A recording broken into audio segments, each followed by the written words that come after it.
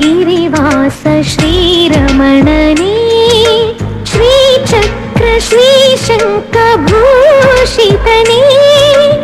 आत्माय देहाय आराधने।